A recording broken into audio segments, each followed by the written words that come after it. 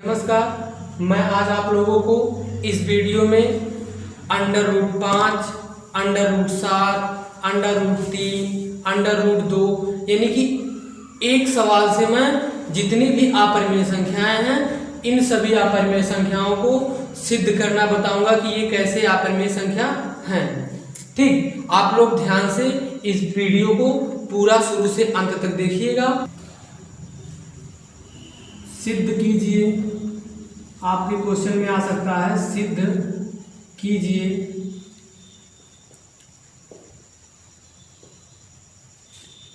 कि √5 एक अपरिमेय है।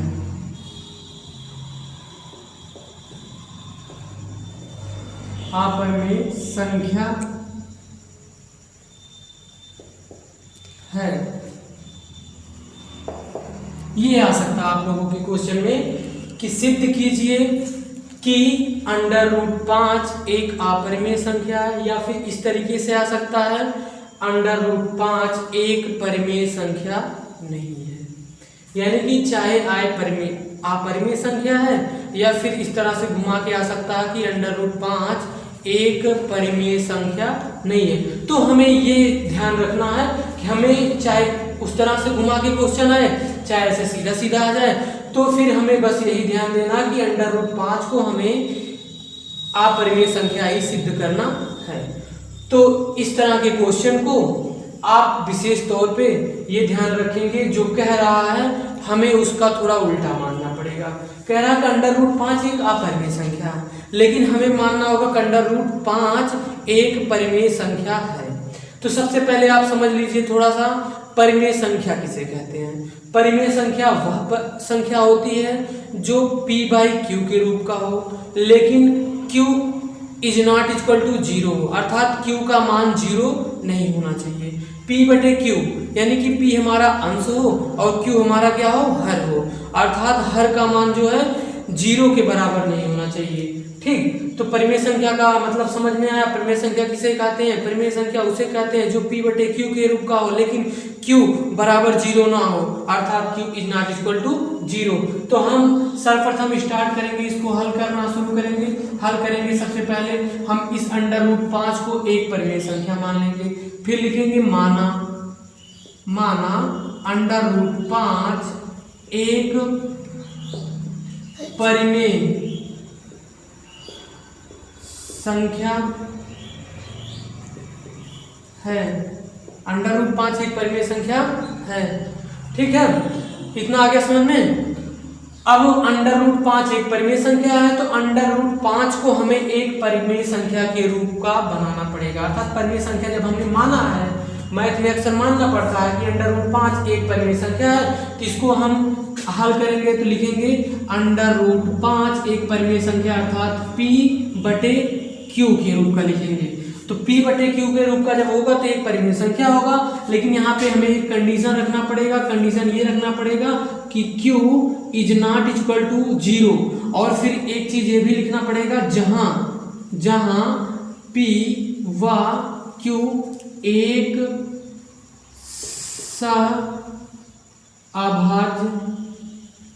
सभाज्य गुणनखंड है। सह-अभाज्य गुणनखंड है। ठीक, ये चीज हमें समझना होगा। पहले तो हम √5 को p/q के रूप का समझ लेंगे। ठीक है, उसके बाद q ≠ 0 मानेंगे, फिर लिखेंगे जहां p व q एक सह-अभाज्य गुणनखंड है। सह-अभाज्य गुणनखंड के बारे में हम समझा दे रहे हैं। सह-अभाज्य गुणनखंड मतलब होता है कि p और q का ऐसा गुणनखंड, यानी कि सह-अभाज्य गुणनखंड यानी कि किसी भी संख्या का ऐसा गुणनखंड जिसका गुणनखंड केवल एक के अतिरिक्त ना हो। जैसे आप समझ लो कितना, 5/3। 5/3 5 का केवल एक गुणनखंड है 1, और 3 का भी केवल एक ही गुणनखंड है, यानी कि 1 के अतिरिक्त हमारे पास और कोई गुणनखंड नहीं होना चाहिए। तो ये भैया कहलाता है सह-अभाज्य गुणनखंड। यानी कि देखिए 5 का केवल एक है गुणनखंड, एक, ओनली एक, यानी कि 1। ठीक है, 3 का जो है एक ही गुणनखंड है, 3 का एक ही गुणनखंड है। अब जैसे मान लीजिए 15 बटे कितना हो जाता है 25, 15 बटे 25, 15/25 होता तो 15 का गुणनखंड देखिए 1 होगा, गुणे 3 होगा, गुणे कितना होगा 5, और 25 का होगा 1 गुणे 5 गुणे 5। ये जो हमारे गुणनखंड 5 5 सेम सेम दिख रहे हैं, आप इसको काट भी सकते हो ना, ऊपर नीचे कट जाएगा, तो इसको हम फिर पुनः 3/5 के रूप का लिख सकते हैं। तो इसका देखते हैं, एक ही गुणनखंड यहाँ मिला, एक गुणनखंड यहाँ मिला, यही होता है सहआबादी। यानी कि हमारा P और Q का एक के अतिरिक्त और कोई गुणनखंड नहीं है। देखिए P इंटू 1 लिख सकते हैं, Q इंटू 1 लिख सकते हैं, यानी कि P का गुणनखंड केवल 1 होगा और Q का गुणनखंड केवल 1 होगा, यानी कि एक के अतिरिक्त हमारे पास और कोई गुणनखंड नहीं है। ये चीज समझ में आ गया सहआबाद। तो चलिए बस वही चीज समझ के, सहआबादी संख्या को समझ के अब हम आगे की प्रक्रिया प्रारंभ करते हैं। बस यही मेन इंपॉर्टेंट, ये चीज समझ में अगर आ गया हो तब फिर हम आगे का सवाल लगा सकते हैं। तो अब लिखेंगे हम पुनः ना, पुनः लिखेंगे। अब इतना तो मान लिया √5 बराबर एक परिमेय संख्या P/Q के रूप का। कंडीशन ये है कि P is not equal to 0, जहां P और Q एक सहआबादी गुणनखंड है, अर्थात P का केवल एक गुणनखंड है, Q का भी एक गुणनखंड है, यानी कि एक के सिवा इसका कोई और गुणनखंड नहीं है। तो इस चीज को हम नहीं लिखेंगे, केवल समझने के लिए बताए हैं। तो चलिए आगे अब हमें क्या करना है, दोनों पक्षों का वर्ग। दोनों पक्षों का वर्ग हम इसलिए करेंगे कि ये √5 जो 5 है, √ क्या है 5, इस रूट को खत्म करने के लिए हम दोनों पक्षों का वर्ग करेंगे। तो यहाँ पे लिखेंगे दोनों पक्षों का वर्ग करने पर, दोनों पक्षों का वर्ग करने पर, दोनों पक्षों का वर्ग कर दीजिए। दोनों पक्षों का वर्ग करेंगे तो √5 का भी वर्ग हो जाएगा बराबर P/Q, अर्थात पूरे का होल वर्ग होगा, ना कि केवल P का। जब भी वर्ग करेंगे तो हम दोनों पक्षों का करेंगे, एक पक्ष का अगर करते हैं तो गलत हो जाएगा। तो दोनों पक्षों का वर्ग करने पर जब देखिए √5 का हम वर्ग करेंगे तो √5 जो है रूट से मुक्त हो जाएगा, अर्थात क्या हो जाएगा, केवल 5 बचेगा, बराबर ये हो जाएगा P²/Q²। ये चीज आपके बात, ये चीज समझ में आ गई आप लोगों को। तो देखिए अब क्रॉस मल्टीप्लाई करवाना है। यहाँ पे देखिए P² में Q से क्या है, भाग है, तो हम इधर देखिए भाग इधर लेके आएंगे, गुणा हो जाएगा। 5 का Q² में जब गुणा है तो ये आएगा, इधर हो जाएगा 5 में Q² से भाग, यानी P² में Q² से भाग था। अब पक्षांतर करेंगे, लेफ्ट में लेके आएंगे तो Q² से गुणा हो जाएगा, अब बराबर किसके हो जाएगा, P² के। इस चीज को हम थोड़ा जो राइट में लिखा गया उसको लेफ्ट में लिख देते हैं, इसको कहाँ लिख देते हैं, राइट में, अर्थात इसको ऐसे रहने दीजिए। तो Q² बराबर, अब देखिए 5 का गुणा Q² में है बराबर P² यानी गुणा है, उधर जाएगा, P² में क्या हो जाएगा, भाग, यहाँ पे P² में 5 से क्या हो जाएगा, भाग। ठीक, अब ये बराबर जो है बराबर दिया है, यानी कि Q² का मान P² में जब हम 5 से भाग देंगे तब इसका मान बराबर आएगा। बराबर का मतलब समझ रहे हैं, यानी कि इसी के मान का, यानी कि Q² का मान जो है P² में हम 5 से भाग देंगे तभी इसका मान बराबर आएगा। यानी कि इस कंडीशन में समझेंगे हम ये चीज, यानी कि P² बराबर है क्या, Q² बराबर क्या है, P²/5। अब यहाँ समझिए ध्यान से, यहाँ देखिए P² में 5 से भाग है तो ऐसे लिखेंगे P²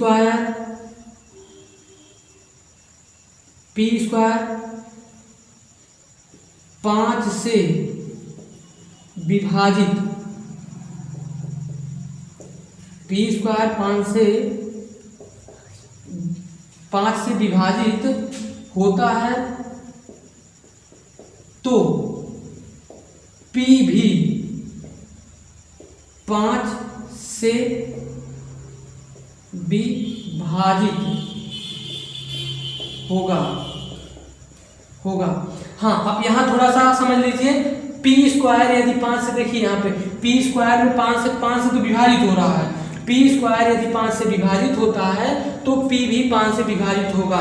जैसे आप कल्पना करिए कोई भी संख्या है, मान लो 25 जो है यदि 5 से विभाजित हो रही है, 25 यदि 5 से विभाजित हो रहा है तो 5 का वर्ग बटे 25, यानी कि ऐसे लिख सकते हैं। तो 5 का वर्ग 5 से यदि विभाजित हो रहा है तो 5 भी 5 से विभाजित होगा, यानी कि 5 का वर्ग जो 5 से विभाजित हो रहा, या फिर 9 यानी कि 3 का वर्ग यदि 3 से विभाजित होगा तो 3 भी 3 से विभाजित होगा। ठीक उसी प्रकार से 5 का वर्ग भी 5 से यदि विभाजित होता है तो 5 भी 5 से विभाजित होगा। ठीक इसी प्रकार से p स्क्वायर यदि 5 से विभाजित होता है तो p भी 5 से विभाजित होगा। इस चीज को आप स्थिति फर्स्ट मान लेंगे, इस चीज को स्थिति फर्स्ट मान लेंगे, स्थिति फर्स्ट मान लेंगे। ठीक, इसको स्थिति फर्स्ट मान लेंगे।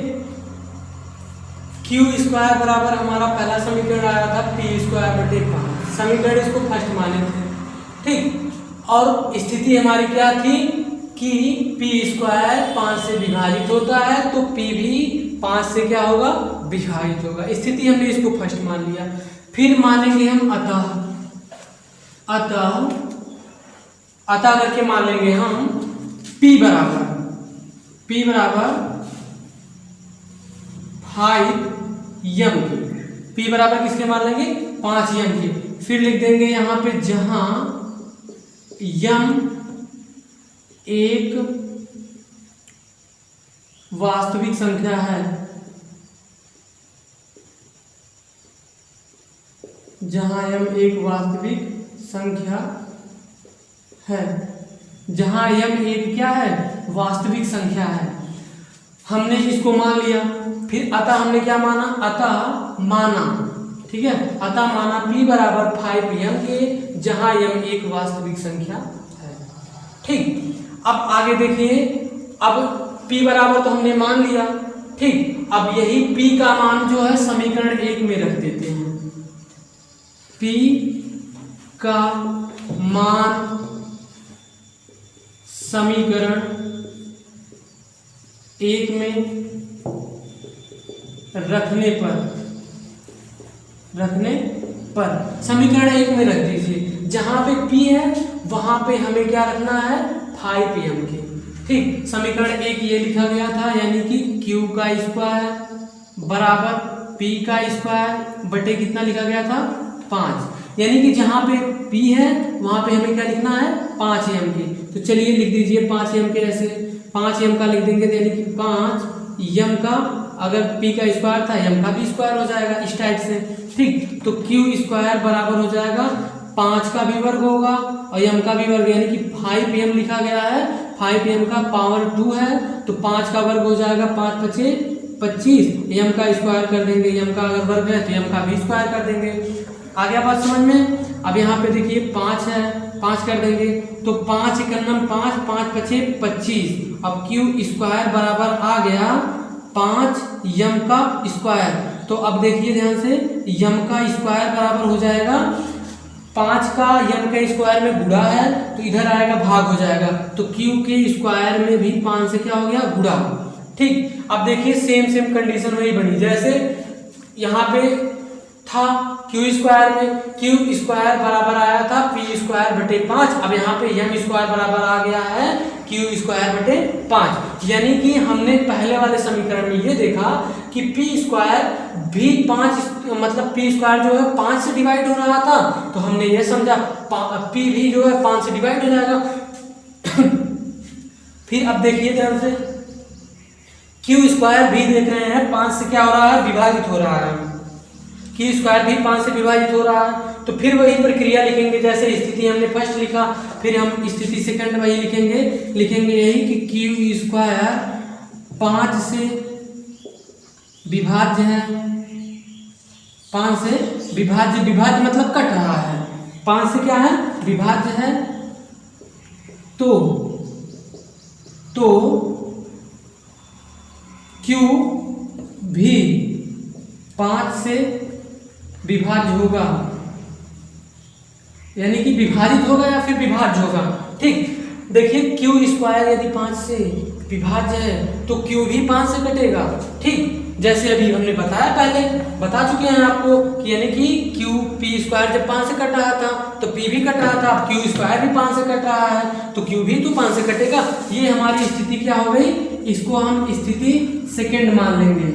स्थिति इसको आप क्या मान लीजिए, सेकंड मान लीजिए। अब देखिए ध्यान से, इसको स्थिति सेकंड मान लिया गया। अब स्थिति और फर्स्ट और सेकंड को अगर हम देखते हैं, ध्यान से देख रहे हैं कि पी स्क्वायर 5 से विभाजित होता है तो पी भी 5 से विभाजित होगा।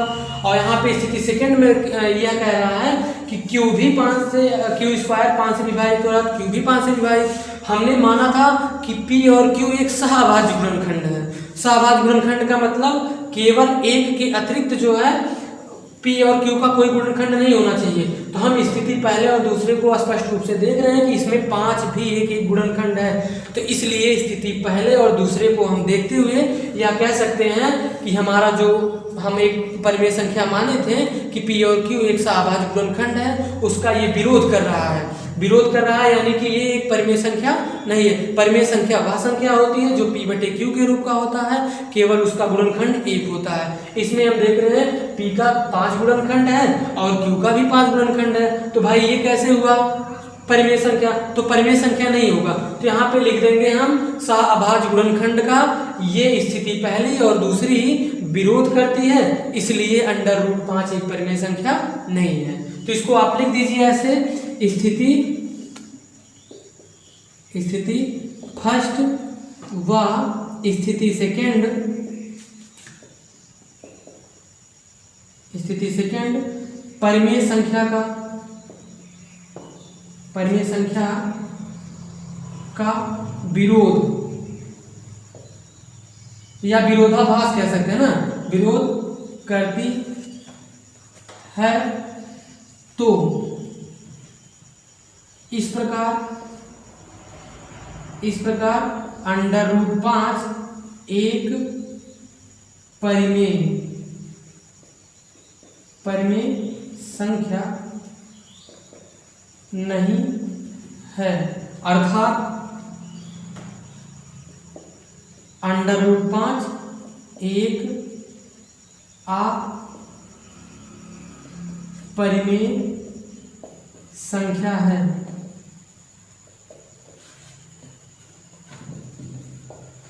√5 एक अपरिमेय संख्या है। तो उम्मीद करते हैं आप लोगों को ये क्वेश्चन अच्छी तरीके से आ गया होगा। इस प्रकार से केवल √5 रहेगा, √5 के स्थान पे आपको 3 रहेगा, ठीक है।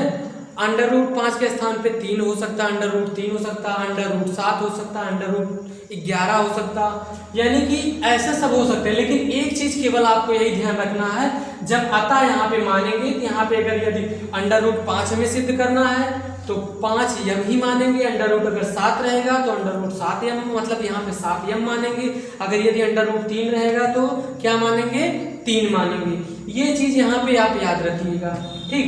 बाकी सब क्रियाएं वही है, केवल 5 के स्थान पे जो सिद्ध करना है √7 अगर सिद्ध करना, 5 के स्थान पे सभी 7 हो जाएंगे। 11 अगर √11 सिद्ध करना तो √11 हो जाएगा। यानी कि अगर ये क्वेश्चन आपको अच्छे से अगर आ गया तो √3 हुआ, √2 हुआ, √7 हुआ, √11 हुआ, √13 हुआ, यानी कि जितनी भी हमारी नॉन परफेक्ट संख्याएं हैं, यानी कि आप परिमेय संख्याएं हैं, आप इन सब संख्याओं को आप आसानी से सिद्ध कर